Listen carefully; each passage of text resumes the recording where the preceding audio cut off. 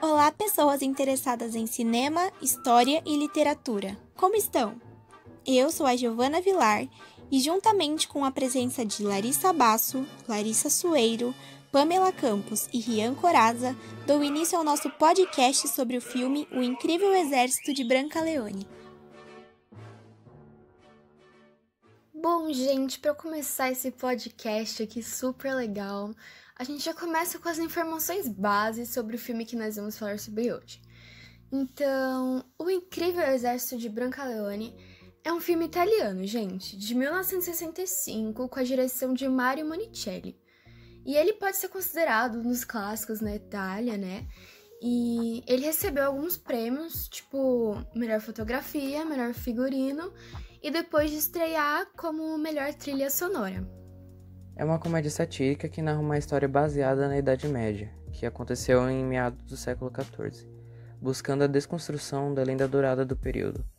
Em outras, há reis, rainhas, riquezas e castelos magníficos por toda a trama. Já nesta comédia, o foco é representar os pobres, miseráveis e mal-sucedidos da época. A propósito, é uma notável paródia de Dom Quixote de La Mancha, de Miguel de Cervantes. Suas sátiras, as novelas de cavalaria, fazem piadas com temas históricos e honrosos. O elenco é formado principalmente por Vittorio Gassman como Brancaleone, Folco Lully como Pecoro, Gian Maria Volonté como Teofilato, Carlo Piscani como Abacuque, Ugo Farenghi como Mangold, Tito Garça como Filúquio, Caterina Spack como Matilda e, finalmente, Bárbara Stille como Teodora. O Incrível Exército de Brancaleone é considerado uma celebridade do cinema italiano no gênero comédia, mas também pode ser classificado como um filme de aventura, e até tem uma continuação chamada Brancaleone e as Cruzadas. Nele, nós vemos os costumes da cavalaria medieval por meio de um jovem aristocrata em busca de reivindicar uma herança feudal, e por isso recorre à ajuda de 4 homens maltrapilhos e fugitivos, que são seriamente denominados de Meu Exército, ou Armata em italiano. Brancaleone é ingênuo, não tem coragem alguma, mas ele e seu temível exército causam situações irônicas, humorísticas, satíricas e exageradas, tudo em busca do feudo prometido pelo pergaminho. Inclusive, o prêmio de melhor figurino não foi por menos. As roupas são bem características da época, tinham muito volume e escondia quase o corpo inteiro. Além disso, a chegada da moda marcou um momento com chapéus, joias, sapatos, acessórios e outros apetrechos para ficar chique. Só que, por mais comum que fosse a moda, pessoas pobres, e que não eram da nobreza, diga-se de passagem, vestiam peças rasgadas, finas e sem nenhum adorno dela. O vestuário propriamente dito era composto de meias longas, culotes, uma espécie de jaqueta chamada gibão, chapéus e sapatos para os homens. E roupas de baixo, uma saia longa ou vestido longo, mantos, chapéus exageradamente grandes e adornados para as mulheres. Além do fato de que as solteiras usavam cabelo solto e as casadas cabelo preso. Nesses casos, o tecido variava de acordo com a condição social e a ocasião também. Bom, e na história, o temido exército de Brancaleone, eles usavam vestimentas assim bem rasgadas, eles usavam retalhos de roupas e até em certas partes eles andavam nus para realmente representar a camada da sociedade que eles participavam, né, que era mais pobre. E o Brancaleone, mesmo sendo assim de uma camada mais baixa, ele tinha roupas mais completas, né? Ele tinha uma armadura para os combates a cavalo e tudo mais. E a gente tem o Teofilato, né, gente? Que ele possuía vestimentas, assim, bem mais formais, bem mais ajeitadas, bem volumosas. Que ele queria, assim, representar que ele era de uma camada maior, né? E ele tinha acessórios até que remetiam à riqueza do povo bizantino, né? E essas coisas, assim. E a gente tem a Matilda, né, que é a mulher que mais aparece nessa história inteira. Que ela usava vestidos, assim, que dava pra você perceber, de fato, que ela era da nobreza. E um exemplo disso também são os chapéus que ela tinha, que eram, assim, enormes, exagerados e etc. E essa característica, né, de 880 que aparece no filme marcou bem esse objetivo que eles tinham de mostrar a diferença de camada, que eram aquelas menos ricas, né, as mais pobres, e meio as nobres, né? As músicas ganhadoras de um prêmio italiano como a melhor trilha sonora foram compostas por Carlo Rustichelli e são bem características de novela de cavalaria, principalmente pelo toque, ritmo e a repetição do nome do cavaleiro ao longo do caminho feito por eles. Já o cenário é marcado por fortes representações da Europa no período da Idade Média. Nota-se durante o enredo longos campos, feudos fechados ou sendo invadidos e algumas pontes antigas, demonstrando grande fragilidade. Ainda que se trate de um filme com a intenção de entreter e fazer rir, o próprio cenário da obra expressa críticas ao relacionar a peste e partes nobres do feudo com uma coloração mais melancólica. Durante os atos, percebe-se também lutas e disputas por territórios, a representação da fome e da miséria e também algumas peregrinações. O filme tem lugar na Baixa Idade Média Europeia, reconstruindo as relações do mundo feudal e os aspectos mais avassaladores da crise do século XIV, que são representados principalmente pelo trio Guerra, Peste e Fome. Sem perder o humor, Monicelli usa sátiras e ironias para criticar e desconstruir a lenda dourada em torno do período. Uma dessas críticas que desmontam a lenda dourada é a cena em que Brancaleone e Teofilato se cruzam na busca do feudo prometido pelo pergaminho. É a busca para demonstrar que, naquela época, motivos banais geravam conflitos muitas vezes desnecessários, mas que serviam para reafirmar a honra dos cavaleiros, mesmo não havendo um vencedor. A cultura da época era clara.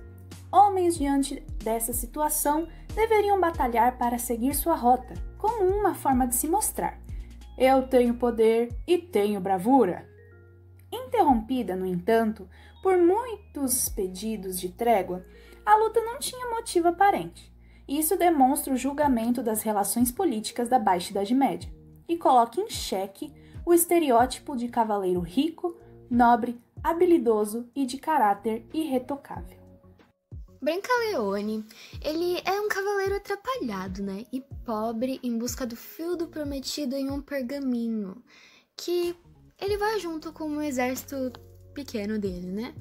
Bom, e o texto do pergaminho fala que um rei local faria doação de uma fortaleza ao cavaleiro que jurar protegê-la de eventuais ataques. Enfim, gente, essa relação de suzerania e vassalagem era bem assim presente, bem comum na Idade Média, né? E trazia benefícios, ou seja, coisinhas boas para todos e ambos os lados. O cavaleiro, chamado de vassalo, passa a ser senhor de terras, enquanto o rei, ou suzerano, você escolhe como você quer chamar, resolve seu problema, assim, o probleminha dele, sem a necessidade de investimento financeiro. No século XI, os senhores feudais se viram com a necessidade de aumentar a produção de alimentos. Com isso, aumentaram a exploração sobre os servos, que iniciaram uma série de revoltas e fugas que, consequentemente, agravaram uma crise já existente.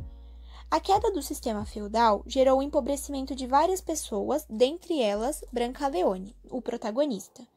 E a súbita falta de mão de obra, por sua vez, aumentou a fome e a miséria já existentes. Naquela época, muitas doenças sem explicação foram chamadas de peste, mas no geral, a peste negra foi uma das maiores causas de morte e pânico na Europa. O filme demonstra a enorme falta de conhecimento a respeito da doença e de seus meios de transmissão, principalmente na cena em que o grupo de Brancaleone acredita estar condenado à morte, pelo simples fato de terem estado em uma cidade onde pessoas morreram da peste. O desconhecimento acabou levando à associação da doença com fatores religiosos e sobrenaturais, principalmente com maldição e pecado. Por isso, o exército decide se juntar a um grupo que ruma à Terra Santa. A igreja prometeu perdão dos pecados para aqueles que participassem das cruzadas. Então, como a doença vinha do pecado, o perdão traria cura. E essa cura, vinda pelas cruzadas a propósito, foi fruto da busca pela reconquista de Jerusalém, que no filme é um fato totalmente desconstruído pela sátira, já que o grupo liderado pelo monge cristão se opõe a todo imaginário relacionado a elas. Um grupo pequeno, miserável, sem armas, sem conhecimento e sem estrutura militar, faz com que eles desistam da empreitada ao achar que o monge morreu. Ou seja, a busca não era por combater os hereges, mas sim por perdão aos pecados e males. E isso nos mostra que o compromisso com a cruzada era única e exclusivamente atrelado ao monge, fato visto também no fim do filme, quando o monge retorna, entre aspas, e o exército sai em busca de seguir para a Terra Santa. Ainda no âmbito religioso, vemos o velho Abacuque, que remete de forma irônica ao estereótipo judeu. Mesmo na jornada de libertar o Santo Sepulcro dos hereges, o mercador permanece com o grupo de Brancaleone. Mais tarde, quando uma pessoa cai da ponte, a sátira se faz presente novamente. O monge afirma que a ponte caiu pois há um pecador no grupo, então dizem que Abacuque é judeu. Para que tudo seja resolvido, o homem é batizado contra sua vontade.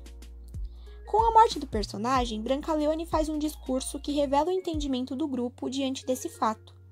Eles entendem que o mercador irá para o céu, só não sabem se será o céu dos judeus ou dos cristãos.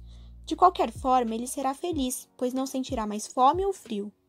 Com isso, vemos que a pobreza fazia que o desejo mais profundo das pessoas se restringisse às necessidades básicas e que o ódio ao herege é uma construção ideológica descolada do dia a dia da população.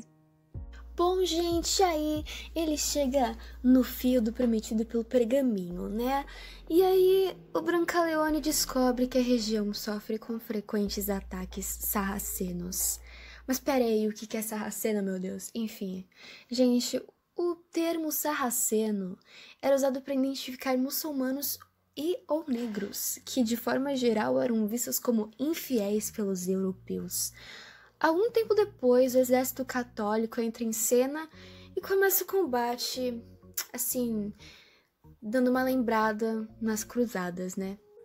Após termos assistido, percebemos que a obra de Mario Monicelli possui uma relevância enorme para o cenário histórico e literário por ter descrito, mesmo diante da tenebrosa Idade Média, uma comédia leve e muito criticista que fascina quem vê.